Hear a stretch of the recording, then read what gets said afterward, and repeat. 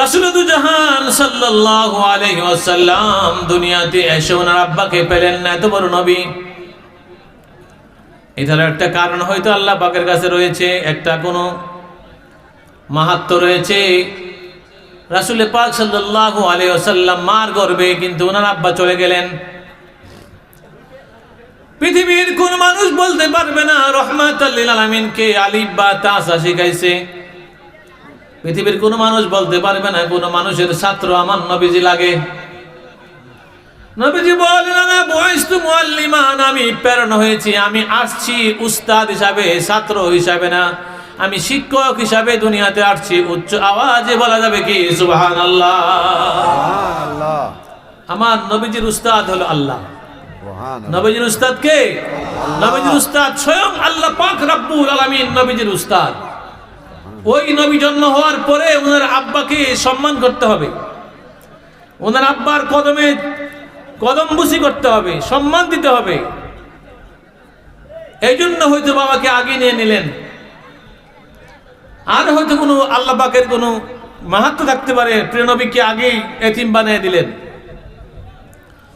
দুনিয়াতে আসলেন নবীজি এতিম হিসাবে দুনিয়াতে আগমন করলেন। বাবা নাই, মা চলে গেলেন শিশু অবস্থায়, দাদাও চলে গেলেন। চাচা আবু তালিব নবীজিকে লালন পালন করে। আবু তালিবের ঘরে আমার নবীজি খাওয়া দাওয়া করে। আবু তালিবের ঘরে পাকশাক হলে আমার নবীজি খাওয়া দাওয়া করে। ওই আবু তালিব ইন্তেকাল হয়ে গেল। নবীজির আব্বাও নাই, আম্মাও নাই, দাদাও আব্দুল মুত্তালিবও নাই, আবু তালিবও নাই। নবীজির প্রথম স্ত্রী হযরতে খাদিজা রাদিয়াল্লাহু তাআলা আনহা ইন্তেকাল করেছেন। নবীজির মন বড় খারাপ, চলে গেলেন তাইফের ময়দানে ইসলাম প্রচারের জন্য। তাইফের ময়দানে ইসলাম প্রচার করতে গিয়ে সেখানে অনেক মার খেয়েছেন, রক্তে রঞ্জিত হয়েছেন। সমস্ত মুসলমানরা এসব জানে, এসব কাহিনী সম্পর্কে অবগত আছে। তাইফের থেকে মন খারাপ করে যখন আবার মক্কাতুল মুকাররমায় ফিরে আসলেন, আল্লাহ কয় জিবরাইল রে, আমার বন্ধুর মনে কষ্ট, আমার বন্ধু তাইফের ময়দানে আঘাত পেয়েছে, আমার বন্ধুর পুরা বডি রক্তে রঞ্জিত হয়ে গেছে, আমার বন্ধু হাঁটতে পারে না, কাফের আবার তুলে দেয়, আবার হাঁটায়। আমার বন্ধু সারা বডি মোবারকের মধ্যে রক্ত আমার বন্ধুর ঝরছে। আমার বন্ধুর মন বড় খারাপ, মক্কায় ফিরে আসছে। আমার বন্ধুরে আমার দরবারে মেরাজে নিয়ে আসো। আল্লাহ আল্লাহ। মেরাজে যায় আল্লাহর হাবিব নবী সাল্লাল্লাহু আলা মারহাবা মারহাবা বলো মারহাবা মারহাবা।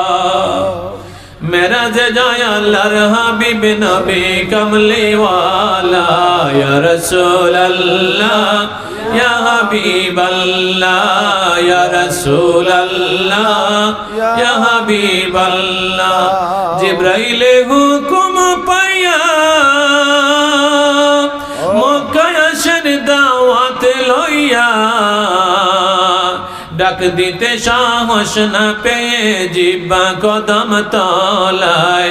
ইয়া রাসূলুল্লাহ ইয়া হাবিবাল্লাহ ইয়া রাসূলুল্লাহ ইয়া হাবিবাল্লাহ। মেরাজে যায় আল্লাহর হাবিব নবী কমলি ওয়ালা, সেই খুশিতে পড়ো সবাই দুরূদ সাল্লাল্লাহু আলা, সেই খুশিতে পড়ো সবাই দুরূদ সাল্লাল্লাহু আলা। সিদরাতুল মুনতাহায় গিয়া জিবরাইল বলে ডাকিয়া, সামনে যেতে পারবো না আর, সামনে যেতে পারবো না আর ওগো নূর আল্লাহ। সেই খুশিতে পড়ো সবাই দুরূদ সাল্লাল্লাহু আলা, সেই খুশিতে পড়ো সবাই দুরূদ কমলি ওয়ালা। ইয়া রাসূলুল্লাহ ইয়া হাবিবাল্লাহ ইয়া রাসূলুল্লাহ ইয়া হাবিবাল্লাহ। আমার বন্ধুরা, আদম থেকে ঈসা রুহুল্লাহ পর্যন্ত কোন নবীকে সপ্তম আসমানের পরে সিদরাতুল মুনতাহায় না হয় নাই। সপ্তম আসমানের পরে 70,000 নূরের পর্দা ভেদ করে আরশে মুআল্লায় নেওয়া হয় নাই। আদম থেকে ঈসা রূহুল্লাহ, কোন নবীর সেখানে যাওয়ার কোনো ক্ষমতা নাই, পাওয়ার নাই। আমার আল্লাহ পাক রব্বুল আলামিন রহমতের নবী, বরকতের নবীকে এমন এক জায়গায় নিলেন যেই ব্যাপারে আল্লাহ পাক ব্যবহার করলেন, শব্দের প্রথম বাক্যের প্রথম ব্যবহার করলেন সুবহান। সুবহানাল্লাযী আসরা বিআবদিহি, আমি আমার বন্ধুকে, আমার বান্দাকে মেরাজ করালাম। এটা এমন একটা আশ্চর্য ধরনের বিষয়, এটা সাধারণ মানুষ কল্পনা না করলে, চিন্তা না করলে, ভালোভাবে খেয়াল না করলে মেরাজ সহজে বুঝে আসবে না। আমার বন্ধুরা, সপ্তম আসমানের পরে সিদরাতুল মুনতাহা জিব্রাইলের জায়গা। জিব্রাইল সেখানে অপেক্ষায় থাকে আল্লাহর হুকুমের জন্য।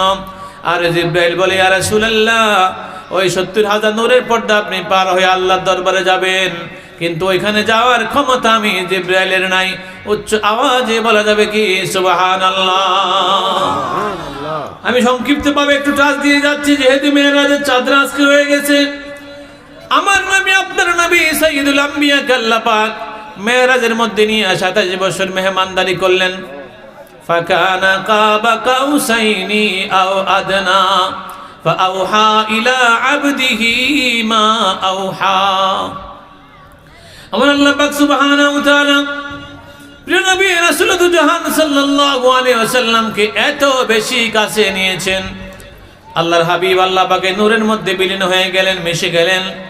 তাফসীরের মধ্যে আসছে, গ্লাসের মধ্যে পানির মধ্যে চিনি মিশাইলে যেরকম মিশে যায়, আল্লাহ নূরের মধ্যে আল্লাহর হাবিব এইভাবে মিশে গিয়েছিলেন। উচ্চ আওয়াজে বলা যাবে কি সুবহানাল্লাহ। সুবহানাল্লাহ। বন্ধুরা রে, আল্লাহ পাক বলে ফাকানা কাবা কাউসাইনি আও আদনা ফাআওহা ইলা আবদিহি মা আওহা। আমার বন্ধু এমন ভাবে আমার সঙ্গে দেখা করেছেন, ধনুকের মাঝখানে যেমন রশি আছে, রশির এই পাশে নবীজি, আরেক পাশে আমি আল্লাহ। এত কাছে নবীজিকে আমি মেরাজের মধ্যে নিয়ে 27 বছর মেহমানদারি করে 90,000 কথাবার্তা আমার বন্ধুর সঙ্গে বলেছি। উচ্চ আওয়াজে বলা যাবে কি সুবহানাল্লাহ। লা ইলাহা ইল্লাল্লাহ, লা ইলাহা ইল্লাল্লাহ, লা ইলাহা ইল্লাল্লাহ, লা ইলাহা ইল্লাল্লাহ মুহাম্মাদুর রাসূলুল্লাহ সাল্লাল্লাহু আলাইহি ওয়াসাল্লাম। লম্বা চূড়া কাহিনীর দিকে আমি যাচ্ছি না, শুধু বোঝাইতে চাইলাম মেরাজের মধ্যে আল্লাহ আমাদের নবীকে নিলেন, আর কোন নবীকে নিলেন না। আমাদের ভাগ্য ভালো না খারাপ? আহায় আমরা বড় ভাগ্যবান, মোদের রাসূল আল্লাহর মেহমান। বলো না, আহায় আমরা বড় ভাগ্যবান, মোদের রাসূল আল্লাহর মেহমান। লক্ষ নবী আকসা মসজিদে মোর নবীকে স্বাগতম বলে। ইমাম হয়া আমার নবীজি, ইমাম হয়া আমার নবীজি, সব নবী মুসল্লি হন, মোদের রাসূল আল্লাহর মেহমান। হায় আমরা বড় ভাগ্যবান, মোদের রাসূল আল্লাহর মেহমান। আমার বন্ধুরা, সমস্ত নবী রাসূলদেরকে দিয়ে আল্লাহ নবীজিকে অভ্যর্থনা দিলেন, সম্বর্ধনা দিলেন, সম্মান দিলেন। জিব্রাইল ফেরেশতা আসছে, মিকাইল ফেরেশতা আসছে, ইসরাফিল ফেরেশতা আসছে, দল নিয়ে প্রত্যেকের সঙ্গে 70,000 করে ফেরেশতা আমার নবীজিকে মক্কাতুল মুকাররম মেহমানের ঘর থেকে উঠাইয়া সেখান থেকে রওনা হলেন। আমার নবীজির সঙ্গে হাজার হাজার ফেরেশতারা চলছেন। নবী দুলহান সবাই হলেন বরযাত্রী, ঠিক না বেঠি? সবসে আউলা ওয়ালা হামারা নবী, সবসে বালা ওয়ালা হামারা নবী, अपनी मौला का प्यारा हमारा नबी, अपनी मौला का प्यारा हमारा नबी, दोनों आलम का दूल्हा हमारा नबी, दोनों आलम का दूल्हा हमारा नबी। আমার আমার নবী শুধু বিশ্বের নবী নয়, বিশ্ব বলতে শুধু পৃথিবীকে বোঝায়। যেমন বিশ্বকাপ খেলার সব মানুষ বলে বিশ্বকাপ ফুটবল, বিশ্বকাপ ক্রিকেট বলে। আমার নবী আমেরিকার নবী নয়, আমার নবী ভারতের নবী নয়, আমার নবী বাংলাদেশের নবী নয়, পাকিস্তানের নবী নয়। কুল ইয়া আইয়ুহান নাস ইন্নী রাসূলুল্লাহি ইলাইকুম জামিআ। আল্লাহ বলেন, বন্ধু বলে দিন, হে মানুষরা, আমি সমস্ত মানুষের নবী, সমস্ত জাহানের নবী। উচ্চ আওয়াজে বলে সুবহানাল্লাহ। আমার নবী পৃথিবীতেও নবী, বাইতুল মুকাদ্দাসে 1,24,000 মতান্তরে 2,24,000 নবী রাসূল। আমার আপনার নবীকে সম্বর্ধনা দেওয়ার জন্য অপেক্ষামান। সেখানে আমার নবী ইমামতি করলেন আর সমস্ত নবীরা মুসল্লি হয়ে গেলেন। বলে সুবহানাল্লাহ। মেরাজে যাচ্ছেন আমার নবী, এত নবীদের সঙ্গে আমার নবীর দেখা। নবী খুশি হবেন না বেজার হয়েছেন? কিন্তু কষ্ট পেয়েছেন কোথায়? তায়েফে। কোথায় কষ্ট পেয়েছেন? তায়েফে আঘাত পেয়েছেন, জর্জরিত হয়ে গেছেন, পুরাপুরি আঘাত।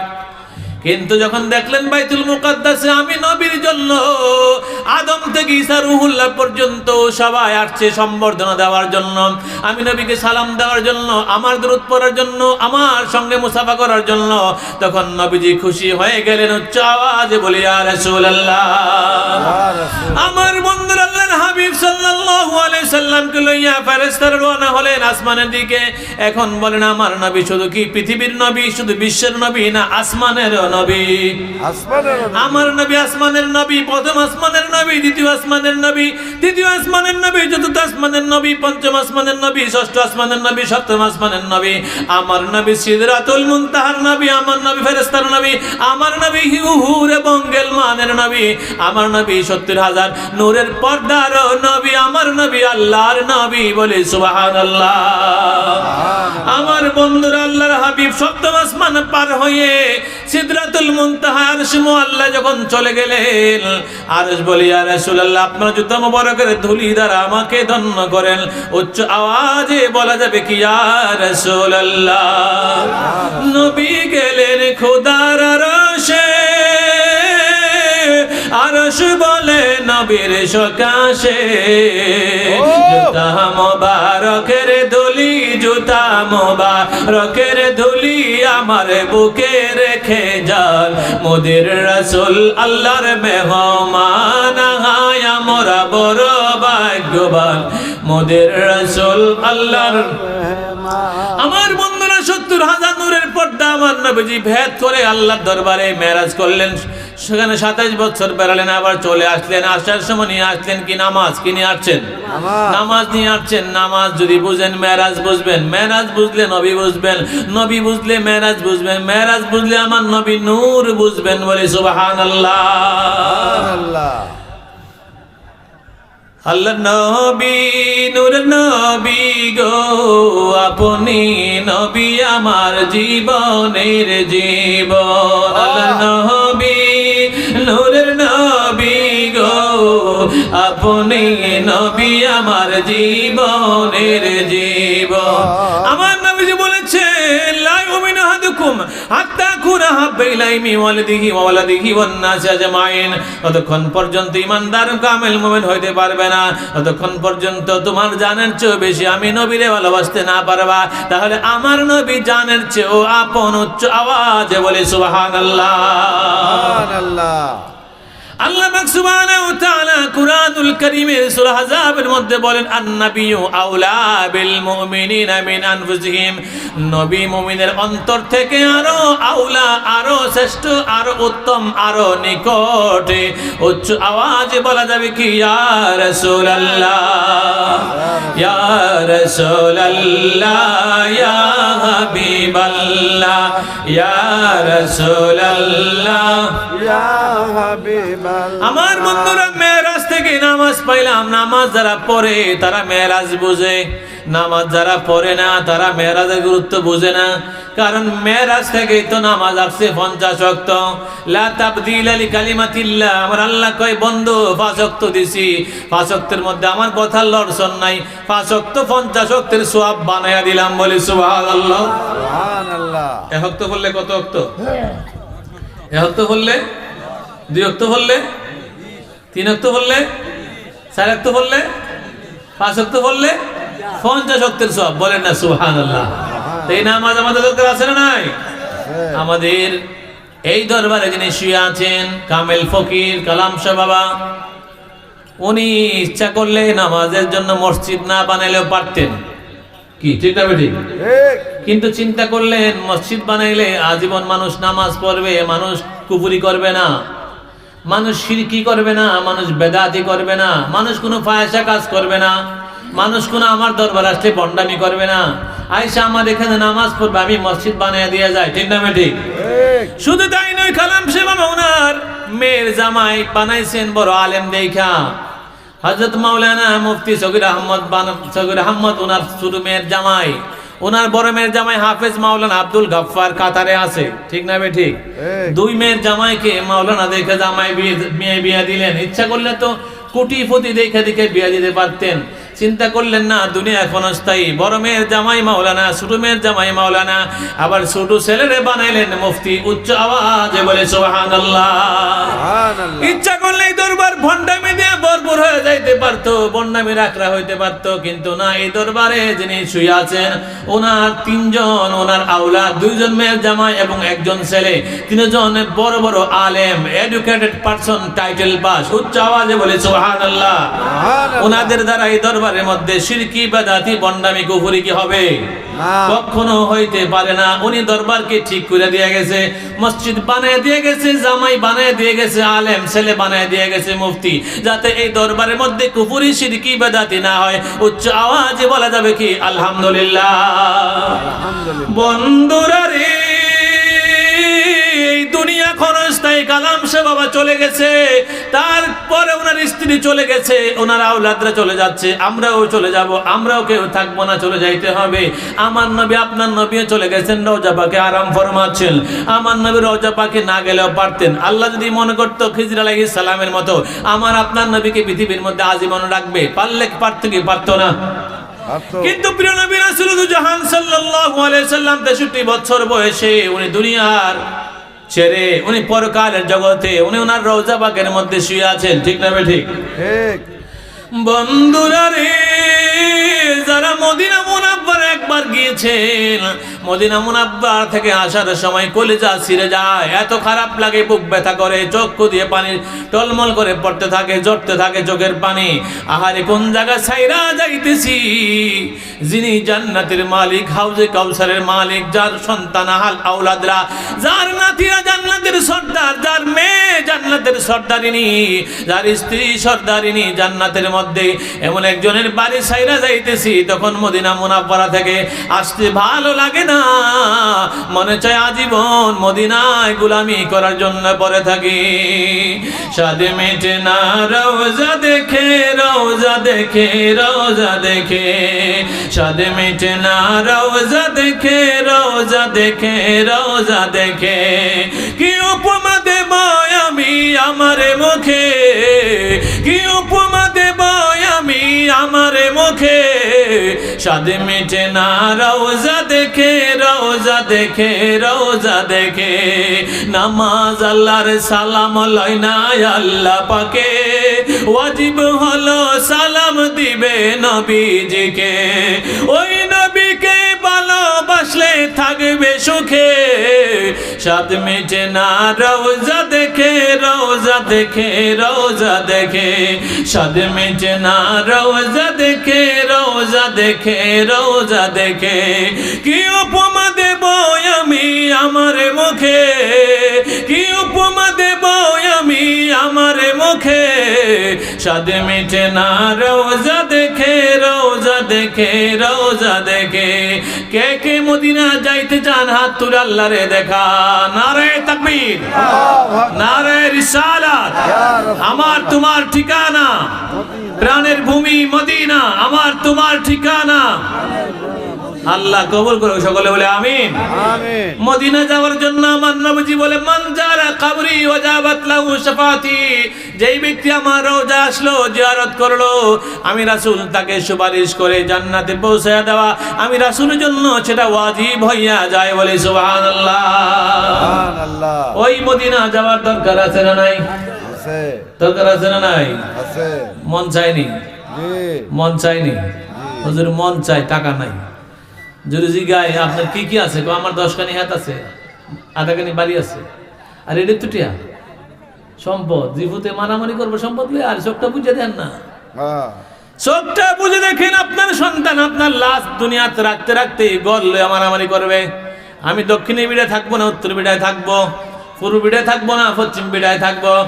আমি এমুক বন্ধের ক্ষেত নিতাম না, সেমুক বন্ধের ক্ষেত নেবো।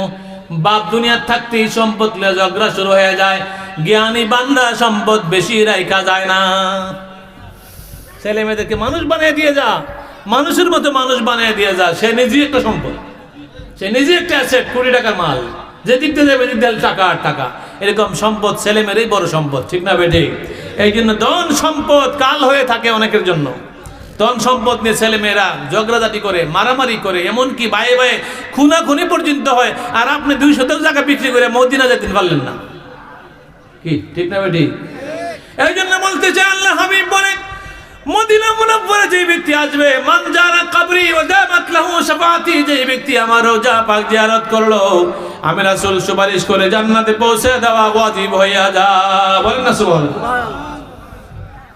নিয়ত করলাম, নিয়ত করলে নিয়ত অনুযায়ী ফলাফল। ইন্নামাল আমালু বিন্নিয়াত, বুখারী শরীফে পড়লে হাদিস, ইন্নামাল আমালু বিন্নিয়াত, নিয়তের উপরে ফলাফল পাওয়া যায়।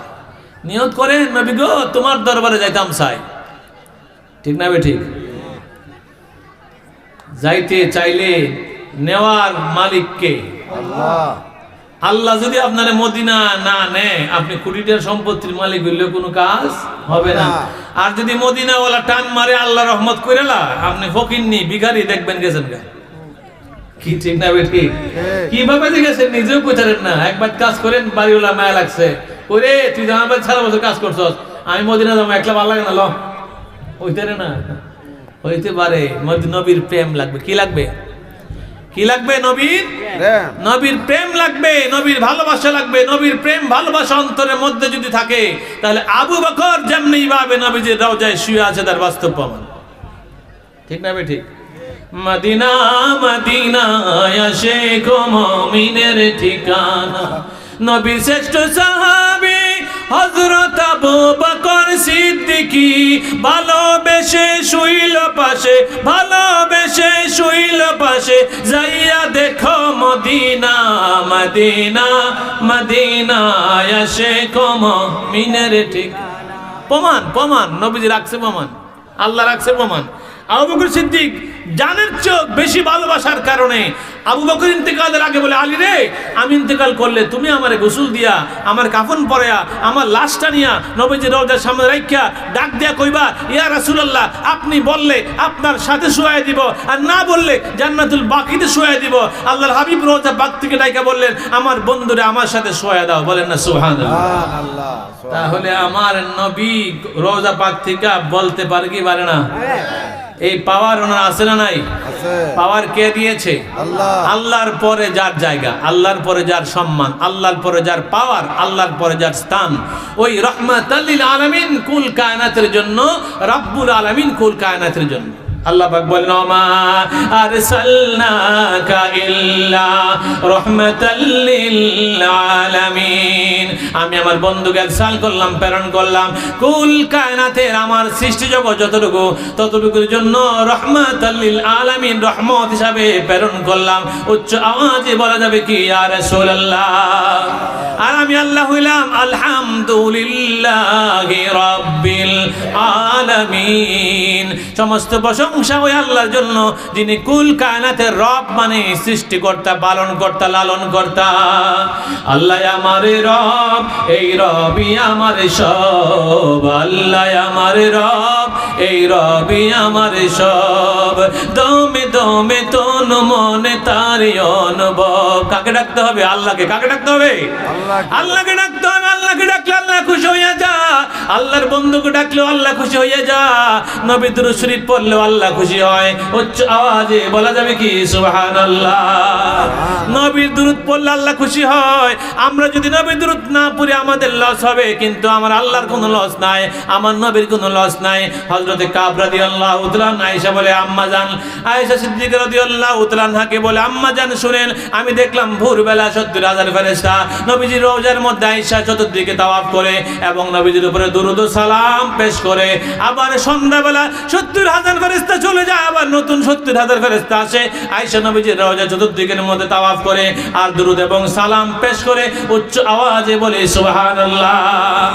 1,40,000 ফেরেশতা 24 ঘন্টার মধ্যে নবীজির রওজার মধ্যে আসে, নবীজির রওজা থেকে আবার যায়, প্রতিদিন আসে আর যায়। তাহলে কিয়ামত পর্যন্ত দুরূদ শরীফ চলবে কি চলবে না? আল্লাহুম্মা সাল্লি আলা পরবারে বার, আল্লাহুম্মা সাল্লি আলা পরবারে দুরুদে পাগল হইলে করবে নবী পার, দুরুদে পাগল হইলে করবে নবী পার, আল্লাহুম্মা সাল্লি আলা।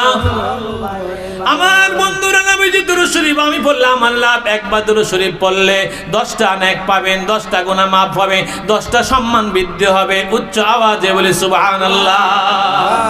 একবার দুরূদ শরীফ পড়লে আমার নবীর নাম বলবেন, সঙ্গে সঙ্গে সাল্লাল্লাহু আলাইহি ওয়াসাল্লাম বলতে হবে, ঠিক না বেঠিক? নবীজির নাম মোবারক লইবেন, সঙ্গে সঙ্গে সাল্লাল্লাহু আলাইহি সাল্লাম পড়বেন, কলমা শরীফ পড়বেন, সঙ্গে সঙ্গে সাল্লাল্লাহু আলাইহি সাল্লাম পড়বেন। সাল্লাল্লাহু আলাইহি সাল্লাম পড়ার সঙ্গে সঙ্গে 10টা গুনাহ মাফ হয়ে যাবে, 10টা নেকি আমলনামায় চলে আসবে, 10টা সম্মান আল্লাহর দরবারে বেড়ে যাবে। বলে সুবহানাল্লাহ। লা ইলাহা ইল্লাল্লাহ, লা ইলাহা ইল্লাল্লাহ, লা ইলাহা ভাইজান বহু দূরে মদিনা, আমরা বারে বারে যাব মদিনা। দয়া করো দয়াল আল্লাহ, দয়া করো দয়াল আল্লাহ, পুরো মনের বাসনা। লা ইলাহা ইল্লাল্লাহ, লা ইলাহা, লা ইলাহা ইল্লাল্লাহু মুহাম্মাদুর রাসূলুল্লাহ সাল্লাল্লাহু আলাইহি ওয়াসাল্লাম। আমার বন্ধুরা, কঠিন হাসরের ময়দানে কত কোটি মানুষ হবে হিসাব আমি বলতে পারবো না। আপনারা যদি কেউ পারেন বলেন, হাসরের ময়দানে কত কোটি মানুষ হইব? কত কোটি? বুঝেননি আমার কথা? হাসরের ময়দানে কত কোটি মানুষ হবে? কেউ কইতারুম, কেউ বলতে পারবো না। এত বড় বিশাল বীরের ভিতরে কেমনে নবীকে পাবেন? আনাস রাদিয়াল্লাহু তাআলা বলেন, ইয়া রাসূলুল্লাহ, আপনি আমাকে সুপারিশ করবেন নি? আমারে কথা দেন। নবীজি বলে, আনাস রে, আমি তোমার সুপারিশ করব। বলেন না সুবহানাল্লাহ। সুবহানাল্লাহ। এ আনাস, তুমি যদি আমারে হাসরের ময়দানে খুঁজো, তাহলে ফুলসিরাতের উপরে খুঁজবা। ফুলসিরাতের উপরে আমার যদি না পাও, মিজানের পাল্লার সামনে আমারে খুঁজবা। মিজানের পাল্লার সামনে যদি আমারে না পাও, হাউজে কাউসারের সামনে আমারে খুঁজলে পাইবা। আমি 3 জায়গার মধ্যে আমার উম্মতের জন্য দৌড়াদৌড়ি করব, আমার একটা উম্মত যেন জাহান্নামে না যায়। বলে সুবহানাল্লাহ।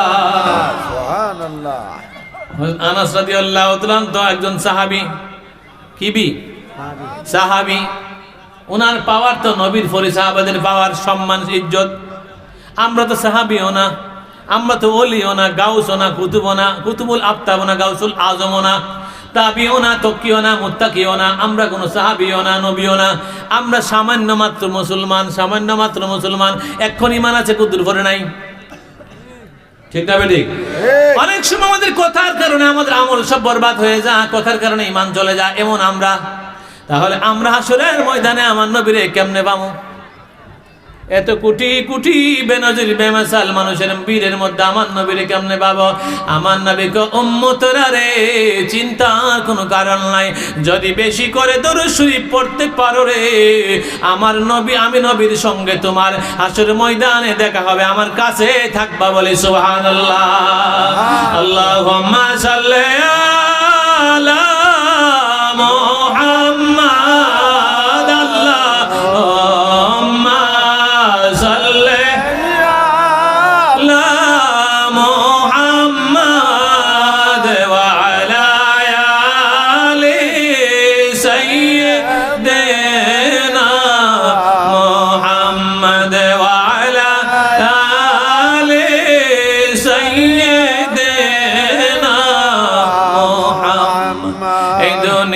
মুসাফির খানা জানো না, কত মানুষ আইল গেল রইল না। আল্লাহুম্মা সাল্লি আলা মুহাম্মাদ ওয়া আলা আলি সাইয়্যিদিনা মুহাম্মাদ। কান্দায় না আমার নবীকে, নবীকে কান্দাইলে কানবা হাসরে। আল্লাহুম্মা সাল্লি আলা মুহাম্মাদ ওয়া আলা আলি সাইয়্যিদিনা মুহাম্মাদ। আমার বন্ধুরা, নামাজ না পড়লে আমার নবীর কাছে খারাপ লাগেনি? আমরা যদি গুনাহ করি আমার নবীর কাছে খারাপ লাগেনি? আমরা যদি শিরিক বেদাত বড় বড় গুনাহ করি আমার নবীর কাছে খারাপ লাগেনি? কারণ আমলগুলা কিন্তু আমার নবীর সামনে এবং আল্লাহর সামনে উপস্থাপন করা হয়। প্রতি সোমবার এবং বৃহস্পতিবারে আমাদের আমলগুলা নবীর সামনে আল্লাহর সামনে দেখানো হয়। আমরা কে কি আমল করি উচ্চ আওয়াজে বলি সুবহানাল্লাহ। তাহলে আমাদের আমল ভালো করার দরকার না খারাপ করার দরকার? ভালো করার দরকার, বেশি বেশি নেক আমল করার দরকার। সামনে মাহে রমজান আসতেছে কি আসতেছে না? মাহে রমজান রোজা আমাদের লাগবে কি লাগবে না? কার কার লাগবে না দেখি? 3-4 জনে বাবের ঠেলা তুলে লেছে। কার কার লাগবে দেখি? নারে তাকবীর, নারে রিসালাত। নামাজ রোজা যেখানে, চুরি বাটফারি যেখানে, আল্লাহ কবুল করুক। সকলে বলে আমিন। মাহে রমজানের দাওয়াত দিলাম, নামাজের কথা বললাম, মেরাজ থেকে আইনা দিলাম, আমার নবী দুরূদের কথা বললাম, আল্লাহরে বেশি করে ডাকতে কইলাম। যত ডাকবেন, যত নামাজ পড়বেন, রোজা রাখবেন, একটা হইতো না যদি মাল লগে বেয়াদবি করেন। হুজুরগিরি সব বাদ যাবে, পিসাবগিরি সব বাদ যাবে, বড় হুজুরগিরি সব বাদ যাবে। নামাজ রোজা হজ যাকাত কুরআন তেলাওয়াত দরুদ শরীফ জিকির আজকার দান খয়রাত কোনো কাজে লাগবে না। মার সঙ্গে খারাপ ব্যবহার করলে, বাবার সঙ্গে খারাপ ব্যবহার করলে, এরকম আছে না নাই? ও আমার যুবক ভাইরা, বড় আলেম হইল লাভ হবে না, বড় দানশীল হইলে লাভ হবে না, বড় দাড়িওয়ালা নামাজি হইলে লাভ হবে না, সারা বছর রোজা রাখলেও কোনো লাভ হবে না, ডেলি কোরআন খতম একটা পড়লেও লাভ হবে না, ডেলি সোয়ালা খতম আদায় করলে কোনো লাভ হবে না, যদি আম্মা আব্বা তোমার প্রতি নারাজ থাকে। ঠিক না বেঠি? বন্ধুরা রে, আমার নবী সাহাবায়ে কিরামদের সামনে হাদিস বর্ণনা করছেন। ও সাহাবারা শোনো, বহুত আগেকার আমলে এক ব্যক্তির নাম ছিল জুরাইজ, বড় আল্লাহওয়ালা ছিল, আল্লাহর ইবাদত বندگی করত, বেশি বেশি নামাজ পড়তো। সে একটা উপাসনালয় বানাইছে, মাটির ঘর দিয়া বানাইয়া সুন্দর করে এর মধ্যে আল্লাহর নামাজ পড়ে আর বেশি বেশি আল্লাহরে স্মরণ করে। তার মা একদিন ডাক দিয়া বলতেছে, জুরাইজ তাল। জুরাইজরে যখন মা ডাকতেছে তখন জুরাইজ নামাজ পড়তেছে। জুরাইজ চিন্তা করে, আমার আম্মা ডাকতেছে একদিক দিয়া, আরেক দিক দিয়ে আমি নামাজ পড়তেছি, সালাতি উম্মি, আমি কি আম্মার ডাক শুনবো নাকি আমি নামাজ ছেড়ে দিব না নামাজ পড়বো? আমি কি আল্লাহর ডাকে সাড়া দিব নাকি মার ডাকে সাড়া দিব? কোনটা করব? এই চিন্তা করে জুরাইজের আম্মার ডাকে জুরাইজ সাড়া দিল না। মা ডাকতেছে নামাজের ভিতরে, সাড়া দেয় না। এখন মনে করেন আপনি নামাজ পড়তেছেন, আপনার আম্মা পাশের রুম থেকে ডাকছে, আপনারা দেখে নাই, ঘরের বাইরে থেকে আপনাকে ডাকছে, আপনাকে দেখে নাই, আপনি কি করবেন? আপনি যে নামাজ পড়তেছেন এটা বুঝাই দিব, জোরে জোরে চুপ আল্লাহু আকবার কইেন, সামি আল্লাহু লিমান হামিদা কইেন। 2-3 বার কইলে ওই মা বুঝবো না আমার ফুতে নামাজ আছে। নফল নামাজে থাকলে নামাজ ছেড়ে দিবেন, নফল নামাজে থাকলে নামাজ, কারণ মার সেবা করা ফরজ। মার সেবা করো কি? বাবার সেবা করো কি? ফরজ। তো ফরজ নামাজে থাকলে আল্লাহর ফরজ বাদ দেওয়া যেত না। ফরজ নামাজ জোরে জোরে আল্লাহু আকবার কইবেন, আর নফল নামাজে থাকলে নামাজ ছাইরা আম্মা আব্বার ডাকে সাড়া দিবেন। সকলে বলে সুবহানাল্লাহ। জুরাইজ কো সালাতি উম্মি, নামাজে পড়তেছি, মাও ডাকে, কই যাইতাম? নামাজটা পড়লো, মার ডাকে সাড়া দিল না, মা রাগ হয়ে চলে গেল। একটু পরে আবার এসে ডাকতে, জুরাইজ জুরাইজ উত্তর দেয় না, নামাজ পড়তাছে। সালাতি উম্মি, কোনটা করতাম, নামাজই পড়লো, মার ডাকে সারা দিল না। আবার কতক্ষণ পরে মার আমা আবার আয়সা ডাকে, মা দেখছে না নামাজে পড়ে, ডাকতেছে জুরাইজ জুরাইজ, ডাকতেছে জুরাইজ, জবাব দেয় না, নামাজ পড়তেছে। মা এবার বদদুয়া দিয়া চলে গেছে। মা কি দিছে? বদদুয়া দিয়েছে। বদদুয়া লাগেনি? আমার নবীজি হাদিস বর্ণনা করে, বুখারী মুসলিমের হাদিস, আমার নবীজি হাদিস বর্ণনা করে জুরাইজ ইবাদত বন্দেগী করতেছে। জুরাইজের পাশের মধ্যে একটা দুর্ঘটনা হইতেছে। কিছুদিন পরে একটা মহিলার একটা বাচ্চা হয়েছে। ওই মহিলার বিয়ে হয় নাই, বাচ্চা হয়েছে। বাচ্চা হওয়ার পরে মানুষে জিজ্ঞাসা করতেছে, এই মেয়েটি তুমি বাচ্চা কই পাইছো? কই এটা জুরাইজের বাচ্চা। মা গেলাম বদ্ধ দিয়ে গেছে, বদ্ধ ডাকলাম কইতেছি সামনে, এটা জুরাইজের বাচ্চা। জুরাইজ কিন্তু ইবাদত করে, আল্লাহওয়ালা মানুষ, কোনো উল্টা পাল্টা করে নাই। এইবার জুরাইজের বাচ্চা কোয়ার পরে সবাই জুরাইজের মারলো, অপমান করলো, এবং ওই বাচ্চা লইয়া, মহিলা লইয়া ওই তখনকার রাজার কাছে লয়ে গেল বিচার করার জন্য। জুরাইজের সঙ্গে ওই মহিলার রাস্তার মধ্যে দেখা হলো। জুরাইজ একটু মুচকি হাসি দিলেন। কি দিলেন? কার দিকে? ওই মহিলা, যে খারাপ মহিলার দিকে মুচকি হাসি দিলেন। সবাই এটা আবার লক্ষ্য করছে যে জুরাইজ মুচকি হাসিটা কেন দিল, নিশ্চয়ই কোনো ঘটনা হয়েছে। আর জুরাইজে সবাই তো ঘেরাও করে রাখছে, সবাই হাত পা বাইন্ধা রওনা হয়েছে রাজার কাছে। এইবার রাজ দরবারে গিয়ে রাজা বলে, জুরাইজ তোমার বাচ্চা নাকি ওই মহিলার গর্ভে? কই মহিলা বাচ্চা কই? ওইটাই তোমার বাচ্চা। তাহলে আমি একটু দেখি। বাচ্চা দেখে এই বাচ্চা তোর আব্বা কেডা? সুবহানাল্লাহ। এই বাচ্চা তোর আব্বা কেডা? এমন গরু রাখাল। বাচ্চা কথা কইলেছে। আচ্ছা, একদিনের বাচ্চা, 2 দিনের বাচ্চা কথা কোথায়? নবীজি বলেন 2টা বাচ্চা পৃথিবীতে আসার পরে কথা বলেছে। একটা হলো হযরত ঈসা আলাইহিস সালাম, আর একটা বাচ্চা হলো জুরাইজের ঘটনার পরিপ্রেক্ষিতে যে বাচ্চাটা কথা বলেছিল। এই বাচ্চা জুরাইজেরকে পবিত্র করার জন্য, পরিষ্কার করার জন্য ওই 1 দিন 2 দিনের বাচ্চাটা ডাক দিয়ে কয়, জুরাইজ আমার আব্বা না, আমার আব্বা এবং গরু রাখাল। উচ্চ আওয়াজে বলা যাবে কি সুবহানাল্লাহ। আল্লাহর ওলির মান আল্লাহ রাখছে। সবাই তো বেকুব হয়ে গেল। কি ঘটনা? রাজা বলতেছে, তোমার এরকম ঘটনা হলো কেন? তুমি আবার মুচকি হাসি দিলে কেন? এটা আমার কপাল, এটা আমার কপাল, ভাগ্যের বিষয়। আমার মা আমার ডাকছিল, আমি জবাব দেই নাই। মা আবার ডাকছিল, জবাব দেই নাই। আবার ডাকছিল, আমি জবাব দেই নাই। আমার মা বদ্ধ করছিল যেন আমার সামনে কোনো দুষ্ট মহিলা, আমার সামনে কোনো পতিতা মহিলার দেখা সাক্ষাৎ হয়ে যায়, যেন আমি বেজ্জতি হই। এই বদদুয়া আমার মা করেছে। উচ্চ আওয়াজে বলা যাবে কি নাউজুবিল্লাহ।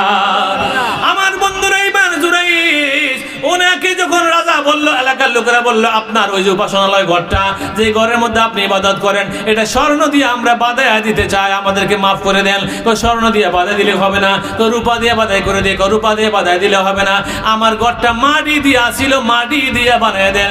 উচ্চ আওয়াজে বলা যাবে কি সুবহানাল্লাহ।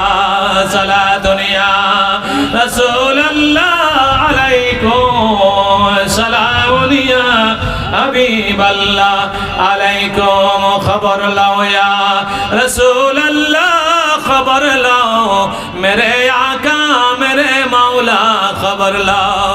আমার যুবক ভাইরা, মার বদদুয়া লাগে কি লাগে না? মার বদদুয়া লাগে কি লাগে না?